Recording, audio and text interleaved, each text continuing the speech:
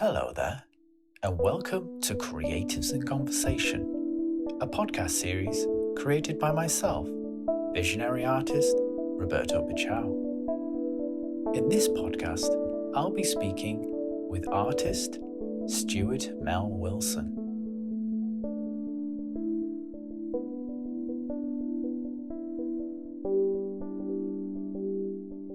You were mentioning about your experience having gone to Goldsmiths University and kind of revealing a little bit about that experience.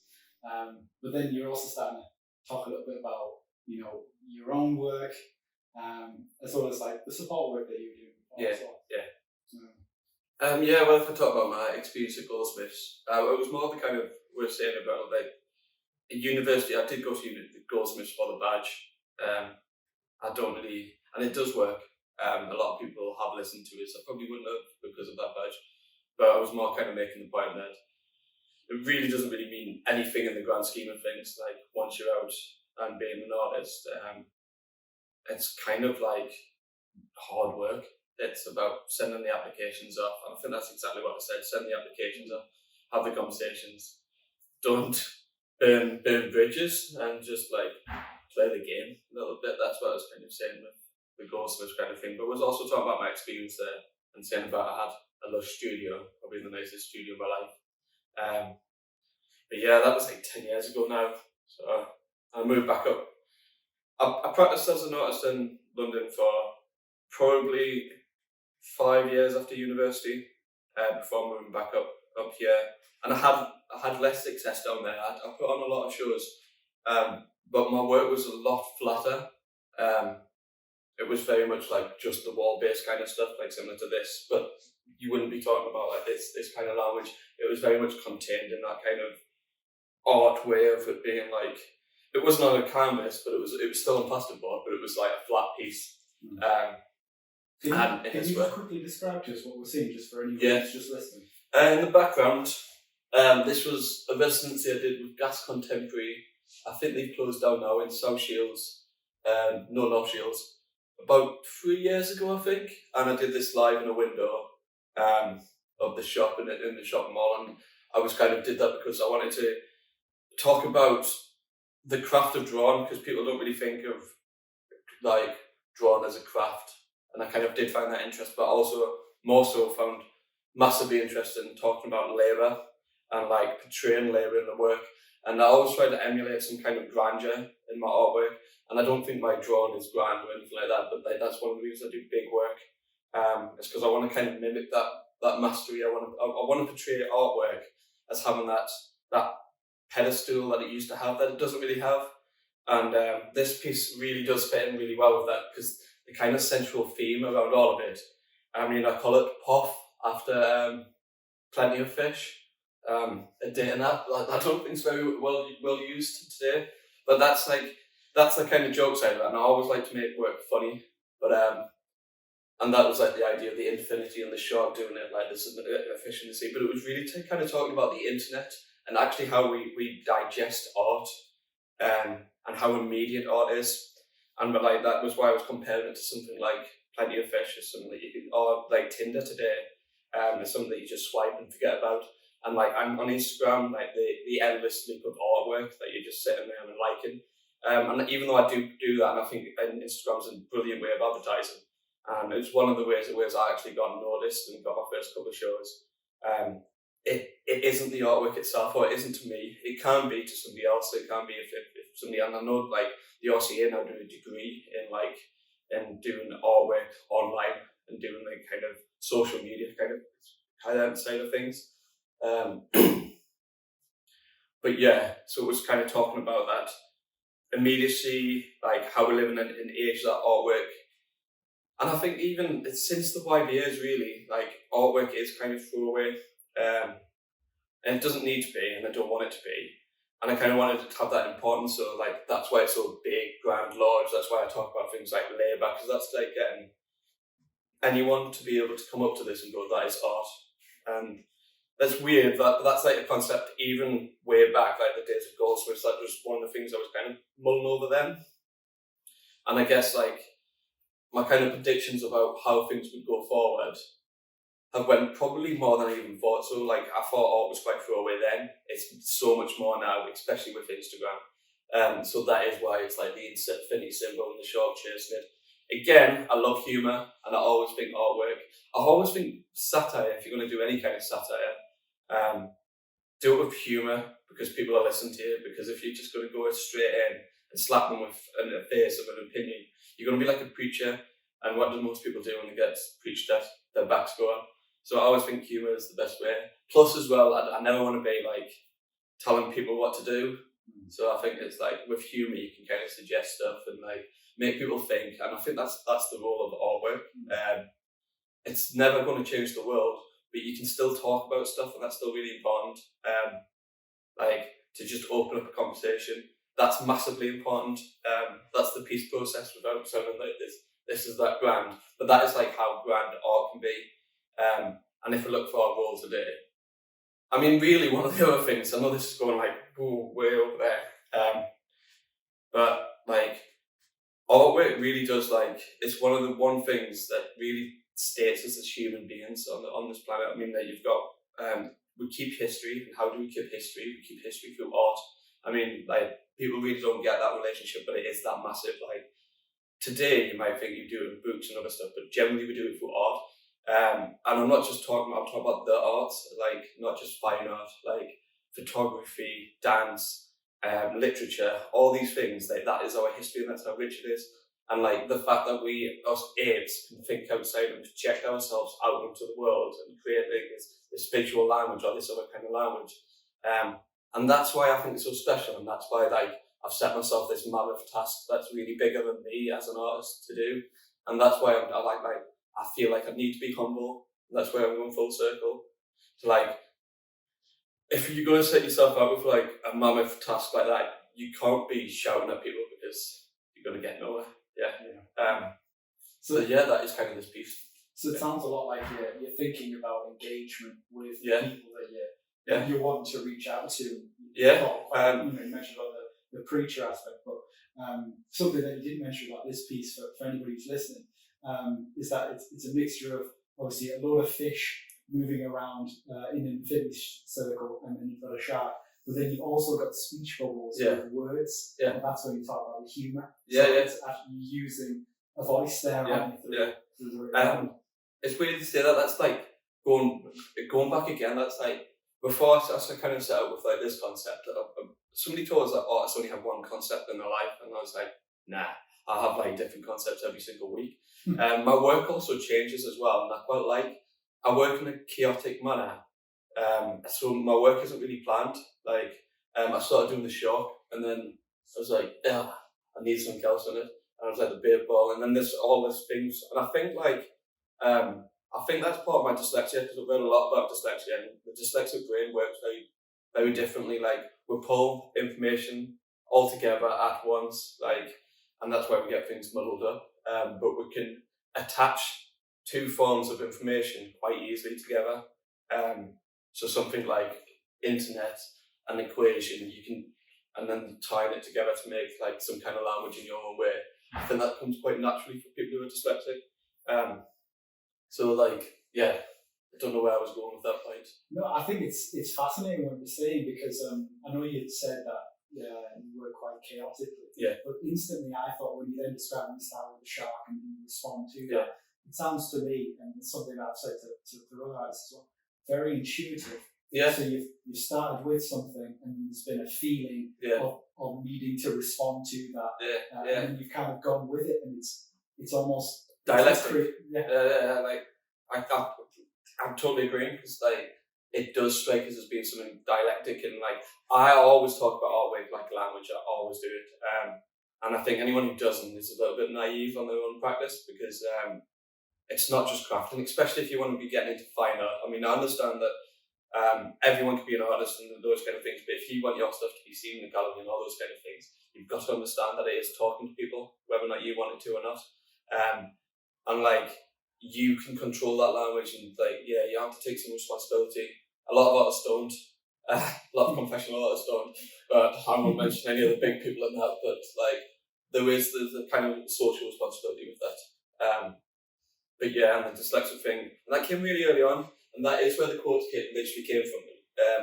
I wrote my dissertations at university on language theory around and about one of them was about it was just necessarily about, and it kind of spared a lot of my thinking on quite a lot, but it was about children's books and the nature between the words on the bottom of a page and the picture, and which one had authority, and it was kind of talking about the kind of juxtapose between the two different forms of language and which one means more and which one means less. And it was words are very literal.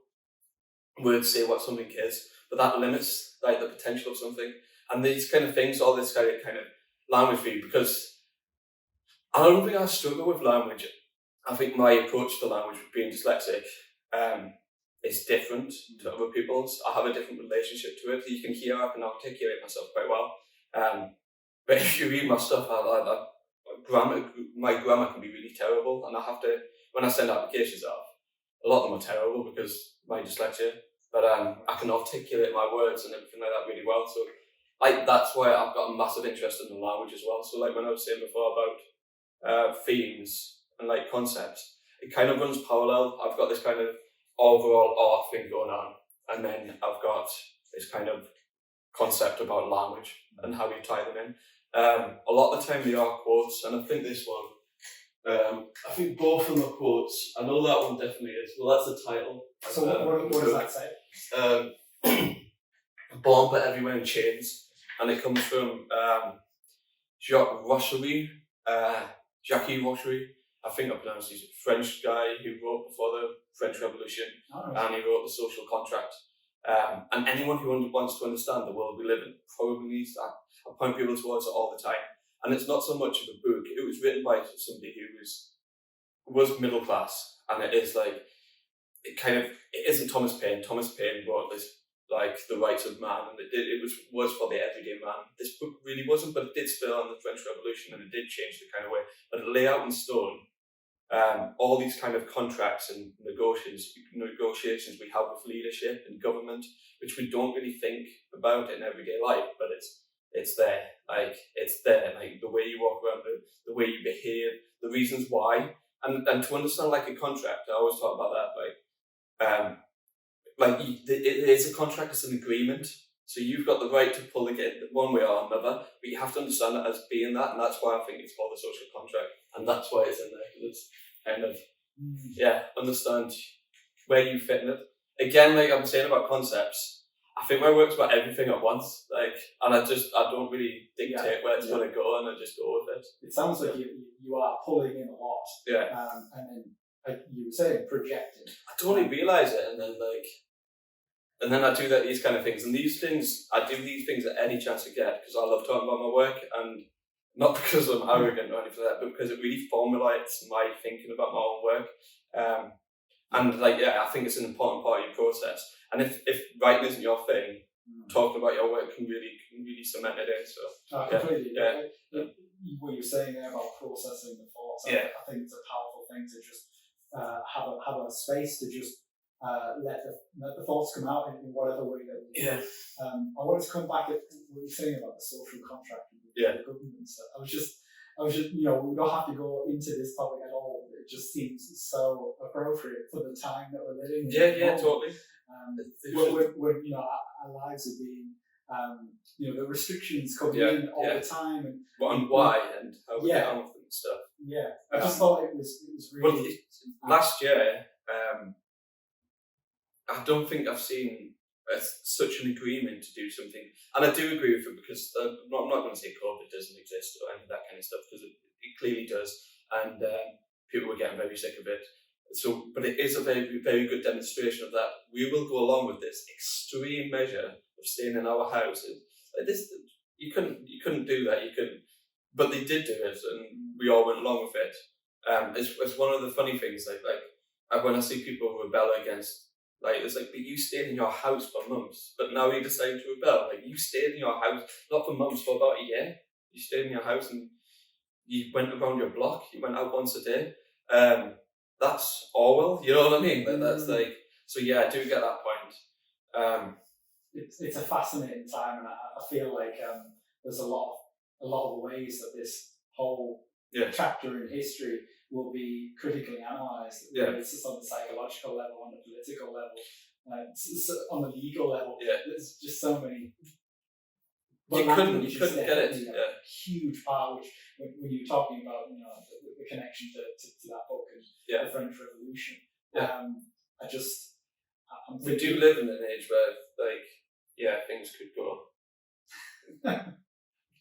I'm surprised they didn't over the last couple of years. I mean, especially, I shouldn't say it because I'm obviously going with my political alignment. I know it's going to, but I hate Boris Johnson. I hate this government. It's not even just a Tory government. It's the worst. And this is before COVID happened. It's the worst government I think I've ever seen in my lifetime of this.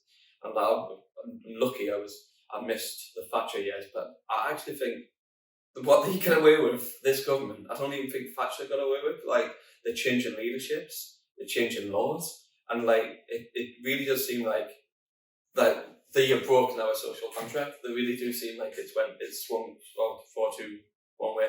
But again, I don't want to really talk about my political. I'd try to fence it on artwork because if you go too heavy with your political ideas, you chase people away. So, I think there definitely needs to be a level of restraint in terms of what you do and don't give. I completely understand the whole idea of don't say too much in terms of what the approach looks like, and it sounds very much to me like you've really had a think about what is the way to kind of capture someone's attention in a receptive, open-minded manner. If I was, but it's not just that. I'm the most confident I am in my whole being is in my artwork, and I think you've got to be confident in your artwork because no one else is going to be. So if I have any arrogance, it's going to be around that. I'm only saying that as a disclaimer before, I say this next point and sound really arrogant. But that there's other parts, like the fact that it's hand drawn, the fact that the scale, all these things are to do with engagement, right at the base of them, and they're also to do with how people perceive art. I don't think artwork has to be drawn. I don't think artwork has to be done. Artwork can be immediate, can be anything. Like the stuff I did, I used to write, I used to write dyslexic poetry, you know what I mean, and do that kind of thing, and it totally changed. It's there for a reason. It's big. It's totally in your face. It's hand drawn. It's laboured, and all these things are to do with that language again. The language of me as an artist, and that's that mimicking that whole that idea of that artist on the pedestal, like one of the old masters. And it is mimicry because I know I'm not as good as Michelangelo or anything like that. But that is because the fact that it's hand drawn, the fact that it's quite figurative. So anyone's grand can come in and see and recognise that as being art. It's not just purely talking to people in the art world, it's recognisable outside of that. The language in it is recognisable. Even if people aren't aware of that language, it's still recognisable as being a work of art and not being something that could be going in between, if that makes any sense. It sounds, your work is very digestible. Because immediately you look at the work and you can tell it's drawn. There's writing in there. I can digest language because I have an understanding of language. And then obviously all of it together instantly makes one imagine how yourself creates it. You've got the plasterboard which you've drawn on. You can see that it's screwed into the wall, and all of it is the language is as clear as it can be. But when you do think about maybe some conceptual artworks or some artworks where there's clearly a lot of thought that's gone into it and a lot of maybe heavy concepts that have gone into it, but it's far too ambiguous for even people who are learned in art to get a lot of the time. Let's face it, I go around and my partner is not an artist, and even my brother might be a better example because he said he hates art. If I went on the bollock with him and he'd go what does that mean to us? And I hear that question, I say, I don't know. You know what I mean? But I want to give people something, because obviously a lot of the time I'll go see artwork and I won't realise what's in my head. I think the girls who do the Hey Art What Good said something really good on that. they went away and they were like, they said about actually my work, and they were like, they didn't get it at the time, and then they walked away, and then they realised if I feel that way about all art, like sometimes I'm a dyslexic slow processor, so a lot of the time I'll go away and I'll say, that's actually what I think about it. But that question and that demand of artwork, I think it's too much to expect of people a lot of the time. Like, it depends what you want out of your own artwork. If you want people to get it, then it's too high a demand. Like, sorry, like, but the fact is, the artist probably doesn't care about that, and yeah, it sounds horrible. It's really interesting because there's a lot of talk about how art shouldn't just be for the elites. Yeah. It shouldn't be closing the everyday person off. But sometimes when you look at a piece of work, if there's a barrier there, I mean, look, it's understandable. Sometimes, like those people who've seen your piece and then it took a while for it to digest. If anything, that's worked because it's allowed the mind to be able to collect. Yeah, I've given them enough sign and signals for them to run. How dare I try to demand they process it there on the spot? And if they did, then it probably wouldn't be that much of a conversation. It'd probably be a statement. But like a Banksy, you know what I mean? It's quite, and as much like Banksy, you might like Banksy as being the kind of statement in art, but the artwork itself to digest only takes about 5 seconds. Like, it's there, it's immediate. But it wasn't that kind of thing. It was like I'm more kind of talking about work that's overly vague and kind of thinking of stuff that's and the Bollock's a really good one to talk about in this area for us. Because although they do loads of good shows, there's quite a lot of vague shows that you go to there and it's like, and a lot of the time when if I went with my brother and he goes, what does that mean? I'd probably say not that much at all. Probably the artist, it doesn't mean that much to the artist either. They've just worked out a trick of something that sells for them and they've went with it. That sounds very cynical, but I think, I'm other than the politics, I'm totally fine with being that cynical about artists. And a lot of the time, artists with big budgets know how to play the game, probably. They know how to get the funding applications and everything else like that. They're probably better at writing an application than making artwork a lot of the time. Other than that, the work's really slick. Like, I'll take that one back. Because the normally is really slick and really well polished. Just sometimes there isn't that much to digest. And that's why it looks overly vague, because there isn't that much language there to start with. Yeah, it's a fascinating subject, isn't it? Because it's essentially, how do artists be in the art world? How do they be in the art world? How do they create work, and how do they connect with those that will project their work to audiences? I mean, it's kind of soul destroying. I mean, at the minute I got out, one of the other things, like the language of the plasterboard, another one of that is I use that because the idea of that as being a sellable object, it's not a sellable object, and that's why I went there.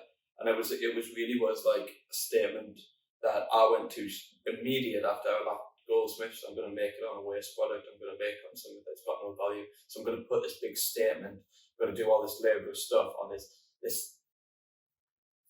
material that automatically takes the value away. Now the irony is that in the art world, that it doesn't matter what you put your work on, it can be somebody sold a banana for, which should disappear. So a lot of it is about money moving around the table. And that's the top echelons. But even in mine as well, like I have sold work on plasterboard, it's not like it's unsellable. But that was the statement that I came out with Goldsmiths, and it was that backlash of, it was totally against the art world at the time. It was like, I'm sick of seeing crap sell for millions. And I wanted to just be, and I was a little rebel back then. Probably didn't do myself any favours, but yeah, it was like, and that's where it kind of came from with the plasterboard as well. Well, I don't see anything wrong in terms of taking some kind of a stand and projecting a position of where you are in terms of the world that you're responding to, which is the art world. And I was very interested in like artists like Stuart Holmes and like the art strikes and all those kind of things. I'm not familiar with that. I'll try and send some stuff on, but it was more kind of the idea around the art strikes and a lot of the writing that came around that time. I think it was the letterists who were kind of after the Stuckists and all those kind of things. And it was that kind of, it was just anti-art, and I don't really think I'm anti-art, and I don't think art is dead. Those are the two terms that Like, I kind of want there to be hope. And I think there is. I think we just got to live in an age where we don't really need to have something that's being like, have a massive title over it, or be part of a movement. I think the age of movements is kind of dead, and it has been dead for 20 years now. Like, I can't think of any movement that's happened since the YBAs, if I'm totally honest. It's one of those things.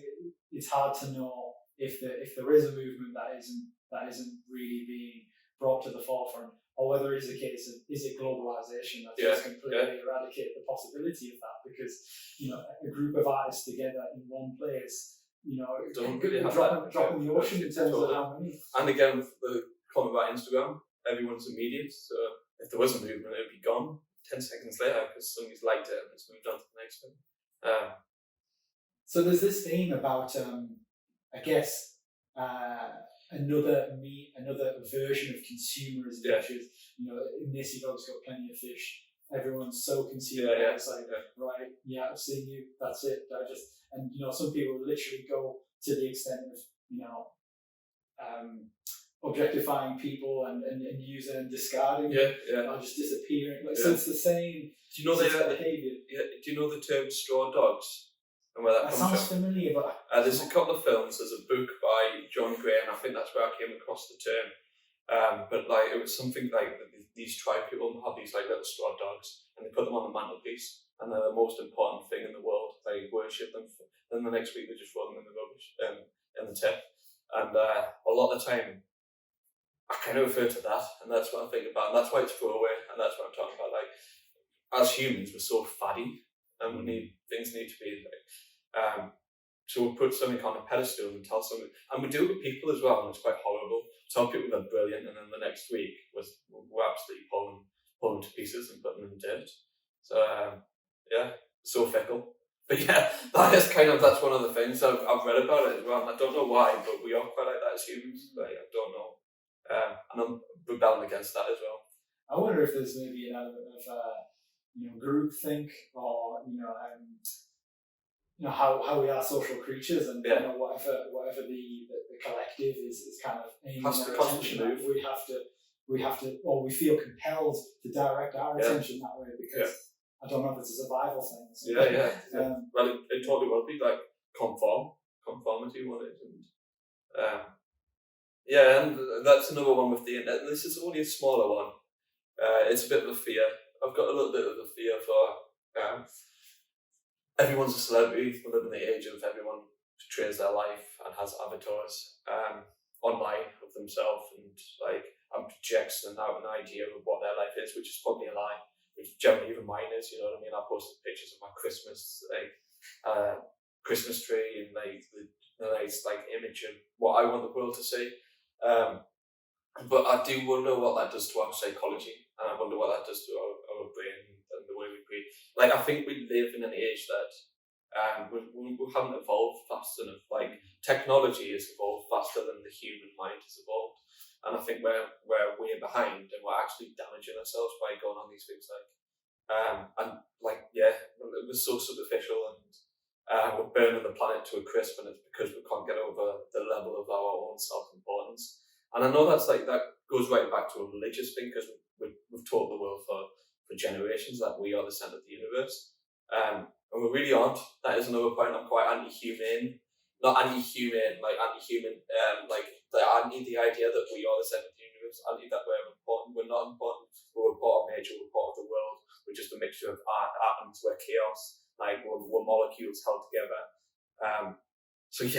That's one of the things as well. I want us humans to realise we're not that important. And if we are important, it's doing creative things that makes us important. It's not making money. It's not the ideas of success that we want to attain. It's like, what makes us fascinating as a species is, yes, those buildings and architecture is amazing, and all those kind of the art kind of things. The fact that we are recording history, and the fact that we are making history, and history wouldn't really exist if it wasn't for time. Wouldn't really exist if it wasn't for humans, because we're recording it. If you didn't record it, would time really matter? Doesn't matter. And those are the kind of massive questions I'm asking in my work, but I've got an answer. Sorry for swearing, but no. It sounds like you've obviously been able to connect a lot of societal, psychological, really the human condition in terms of not just, I guess, historical context, but also in the current context. Yeah. And, I have spoken to people about, I guess, the social media age and the impact of that psychologically. I think it's even before that. I think even from the 80s, and we were a product of that. But it's been since then. We've been pushed and on this kind of burn everything. We want something fast, we want something now. Like even iPhones were used a couple of years ago. Like the fact that you get a new phone every single two years. IKEA furniture is another display of it. We make things that are throwaway. We make sustainability and capitalism don't go hand in hand. And unfortunately, we need to make things that are sustainable to sustain the planet. Those are. I don't know how much I tackle that, but it's definitely in there. Well, I guess how much can you communicate in one piece? This is why potentially you devote your entire life to be able to communicate each and every idea, so it's digestible.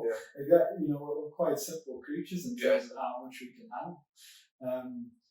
I'm interested in going back a little bit now, Stuart, in terms of what brought you to the arts? How did you, I guess, find yourself in Goldsmiths and where you are today? Like, who was that person prior to this person?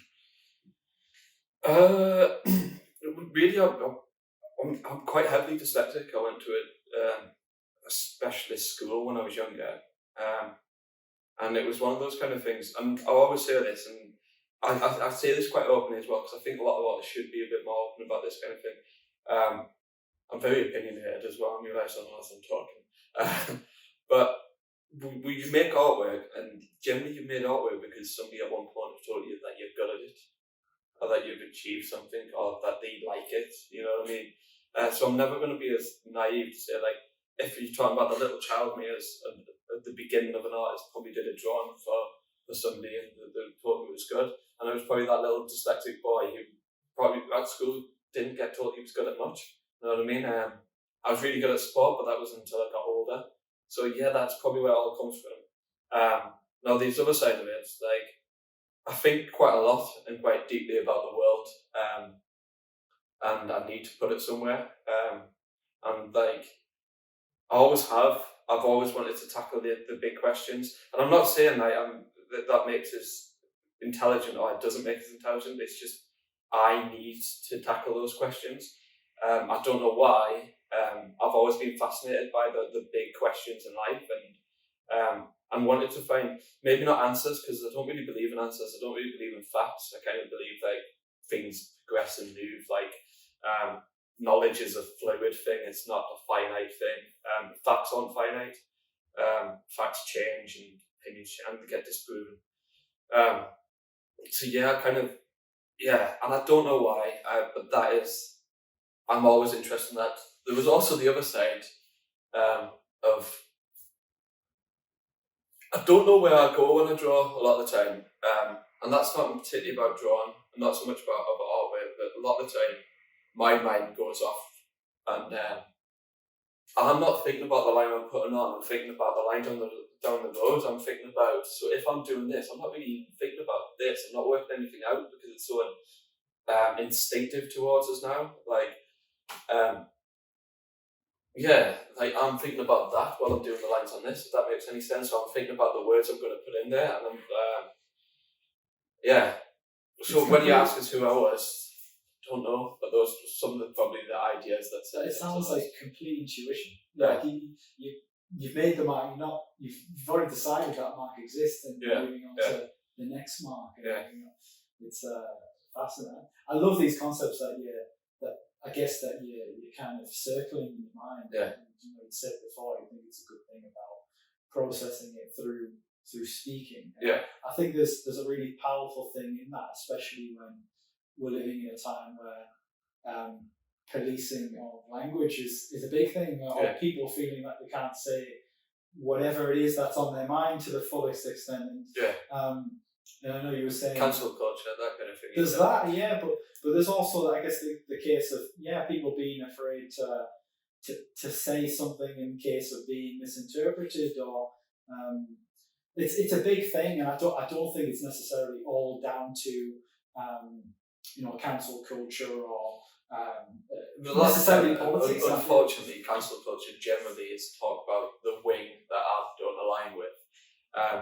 And do believe in freedom of speech. Yes, I believe in freedom of speech, but I don't believe that the freedom of one person's speech should be able to oppress somebody else. I believe in a liberal world. I think everyone should be equal and all those kind of things. And I'm never scared of speaking my mind as well. But it is one of those things. I don't think I've got that in us. I've got verbal diarrhea, I think, a little bit. I don't really worry about it. Like, a lot of the time, I've talked about work in the past and talked about it from a masculine point of view.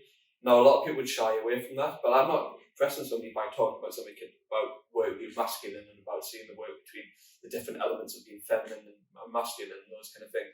But a lot of people have shied away from those conversations, and like, I'm not doing anything wrong by talking about them. That it's the fact that it's there. To deny it is to deny the language that is there, to deny what's going on. And that's just an example. I could have used something else, but that was the first one that fell into my head. Because I tackle those bigger questions, I'm really not fearful of. I would be in a conversation, and like I said, I do try to pull politics out of it. But that's just to not chase people away. I'm not really fearful about saying something, if that makes any sense. I don't want to align myself with any political party or any kind of politics. But that's more about not chasing people away, and rather than I'm too scared to voice my opinions. I have seen artwork that's really good in the past, but it is about, and I do feel like Goldsmith's another one going back to. There was a lot of artists who were terrified of having their minds went into and dug into, like, so they would do stuff and they would show work in a certain way, and it's very obvious that you're really showing that way, that you're hiding your work, you're hiding your opinions, you're hiding it. And there is that fearful of what somebody's going to, fear of rejection, I guess. I think that's probably what you're kind of... Yeah, exactly. And it's something that, I've noticed in all kinds of people, which is, whether it's a case of someone who comes across that, that they're not fearful of saying what they want to say, but noticing that a lot of words that they do say sound as if they've been taken out of, I don't know, if you're able to create a word cloud of the words that are coming out of social media at the moment, you can spot some people who are using all of those words within everyday language as opposed to using their own words and creating their own sentences and their own thoughts. The buzzwords. Exactly, like you can spot them when you hear them, and it's really interesting, and that's why I'm really excited. Art world's full of that. The psychology world's full of that. I hate that. I hate that idea of, and it probably comes from who I am. I hate that people feel like they have to talk in this kind of language that not everyone can access. And they kind of put themselves in this group, and it's, I'm more intelligent than you because I do that. But actually, what you're doing is really stupid because you're misusing language. To use language is to have any form of language is to be heard, is to communicate. Now, if you're using a set of language and words that the other person isn't quite able to access, then really you're not saying anything. So you're the one who's being foolish, not the person who can't understand you. Always make sure that your point should be able to come across to whoever you're talking to, and that's an intelligent person knows how to do that. But I don't know if that's your point, but that's kind of what I got from it. That's fascinating what you say. No, you're completely right. And something that I wanted to dive in with you a little bit is because you obviously mentioned about this piece here, and you've mentioned a little bit about the past and where this idea of someone said something and then it's kind of caused this sort of trajectory. I'm interested to kind of ask you, where do you feel that your artwork's taking you? I don't know.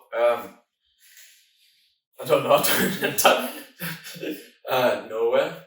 Quite often the road to nowhere. I really love the Talking Heads, and that's. I don't know. I'm very ambitious with it, but I'm also very realistic. I know there's 101 artists out there. I know a lot of people, a lot of quite big people like my work, and I don't know if you're really talking about it like, how do you see your work progression? Because I don't know that at all. Because of it being chaotic, I don't know what my next piece is going to be. I know this one's the one I'm working on at the moment, or kind of finishing, and then I've got the cat that spins around on a motor in the background. And I know the areas I'm exploring is about space and about how we use the gallery space. And how we talk through the subconscious and how positioning the work. But that's been another concept that I've been tackling for about 10 years. It's about like how we put work and the fact that people move around it, and that's got the language to itself. And those are the kind of the areas I'm tackling with. So if it's like, how do you see your artwork progressing? I might answer that. Me as an artist, how do you see me progressing as an artist? I think I really don't know. That's up to other people. If I'm totally honest, I'm ambitious as hell. I send off a lot of applications and a lot of big things at the moment as well, because I've been asked, and I've been noticed, if that makes any sense. But I'm still not there. I'm still a relatively small artist. I'm going to take over the world in 5 years time. Not at all. Not at all. But so I don't know. It's up to other people. But yeah, another one I would say, if I was given it, I'm doing a residency at this school at the moment, so I'm advising young people on how to go forward. One of the things I say is never think you're bigger than anything else in the art world. One of the things that works well for me is keeping your CV full. You can choose to bump things off at any point. Never think the show is too big, and never think the show, if you're going to show your work, that it's going to end your career, because I used to think that. I've done a couple of small shows, and I was like, oh, I've been tied to this gallery, they've done this, blah, blah, blah, blah, no one's going to touch it ever again. It's simply not true. Like I said, we're fickle, we forget everything. We're keeping a full CV, know your work, and being approachable and talking about your work, and letting other people talk about your work. Another point as well, a kind of big thing is, although this was really good for me, I don't know how good it is to sit and talk about my work. Because a lot of the time, I'm a big time believer in that you've put enough into your work that you have to take yourself away, and you have to trust that you're good enough as an artist to take yourself away. And also as well, allow people to go off on a tangent and go somewhere else. And that's very important to me as an artist, that I don't know, but once you put your work in the public domain, your ownership of it you don't own it while it's in the public domain. Has a life of its own, doesn't it? Yeah. I am all really interested in this idea of actually, you create a piece of work, and although you may think you know what it means, you may look at it 10 years time and go, it meant something completely different, and there's a whole underground theme. And that used to really frustrate me back when I left university, but now I'm like, you've got to accept it. And you've got to be like at one with that, and like happy with it, and encourage it, because you, as being that person who likes art in the past, I don't read the blurb until after I've looked at the artwork. I generally go around and have the artwork, and I take the blurb away with us, and then like I said about that process and stuff, I generally read it like on the way home. Like say I was getting a bus, I'd read on the bus, so I'd come to the studio and sit me with the blurb then, and then formulate my thoughts. But at the time of the work, I'd just literally go with the visual language, and a lot of the time I don't get it. And a lot of the time I'm way off. I think that's incredibly liberating, because when you do that, you're taking ownership of the interpretation, as opposed to, go back to government and stuff, just listening to what the government says and just taking it at face value, as opposed to, just digesting the whole thing as it is, and how understanding the theatre of the moment and all those kind of things. And with the government, I think the theatre term works quite well. Understand the theatre that is public speaking. I have one last question, which is something I've asked everybody before, which is, if you could change just one thing about the world, what would it be? There's quite a lot of change about the world. To start with, I'd probably just take down capitalism. I'd probably collapse society and start again. I don't think we're this formula of capitalism. I would take away capitalism. I think I'd take away money. and have his trade beans or something like that. But definitely money. I would take away the 1% and money and start again. And then just a bit of hope that we're not going to be as selfish next time round and setting up a society. Because it's not fair. The world's probably the human world is probably going to be pretty much get harder to live in year by year. But we can see that. We can even see that like the winds that we were having the other night. I don't think I've ever experienced that in my life. I'm very, like, you know what I mean? And I've never experienced weather like that in the UK. When I was looking out the window, I was like, this looks like something I've seen in films of like tropical storms and stuff like that. That's what it looked like. And that is because of what we're doing to the world, and that is because of big business. And yeah, I'd get rid of them. Get rid of them all. I'm not going to say stick to an island, just take the wealth from them. And big business, I do care about the planet. I don't want there to be nothing. I kind of want to leave a legacy. But is there anything going to be around to even look at that legacy? It's really, it's very good. I love your answer. It's not about my approval or anything. It's just interesting. I guess the thoughts are so readily in mind, because that is a question that, a lot of people maybe on the street, if you just ask the person on the street, well, I went there to start with. I've got like, I'm definitely an angry person, so I'm ready to snap at any moment, and I know what I'm angry about, and that's one of the things I'm angry about. I'm very angry. I'm very angry with like the arrogance of man.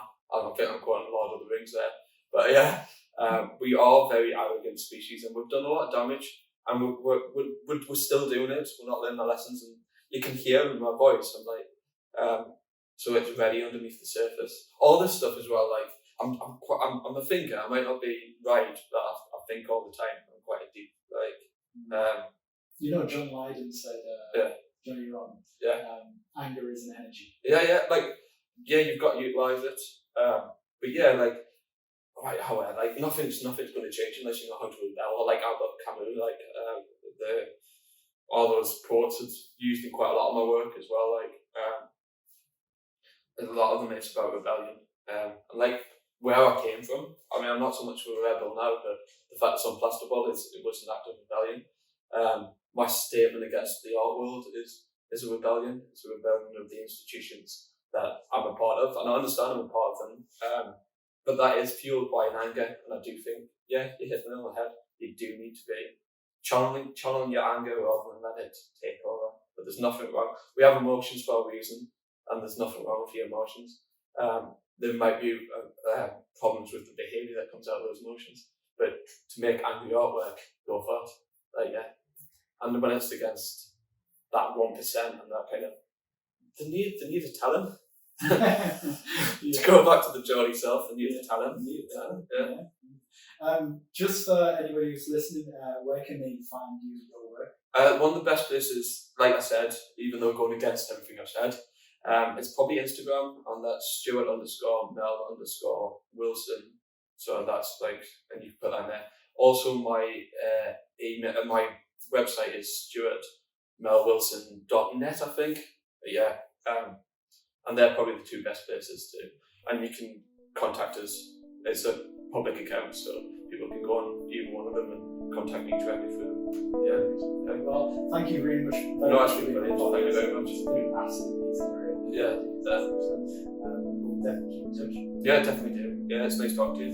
Nice to meet you.